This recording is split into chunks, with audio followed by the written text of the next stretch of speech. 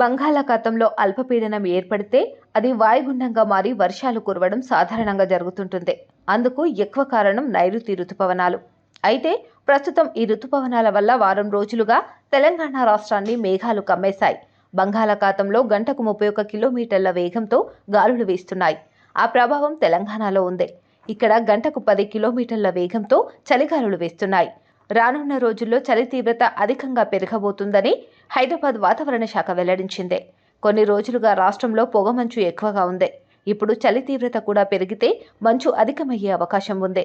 పగటి వేళ ఎండ ఎక్కువగా ఉండటం, రాత్రి వేళ చలి ఎక్కువగా ఉండటం జరుగుతుందని అధికారులు తెలిపారు. పగలు ప్రస్తుతం 29 డిగ్రీలు నమోదవుతుండగా రాత్రి వేళ 19 డిగ్రీలు నమోదవుతుంది.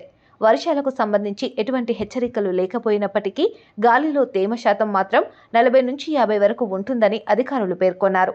ప్రజలు చలిబారిన పడకుండా ఉండేందుకు అనేక రకాల జాగ్రత్తలు తీసుకోవాలని సూచించారు.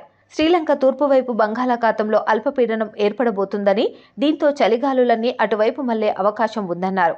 శ్వాసకోశ సంబంధిత సమస్యలతో బాధపడే వారికి దగ్గు ఎక్కువవుతుందని, 65 సంవత్సరాల వయసు దాటిన వారు, 2 సంవత్సరాల్లోపు చిన్నపిల్లలు జాగ్రత్తగా ఉండాలంటున్నారు.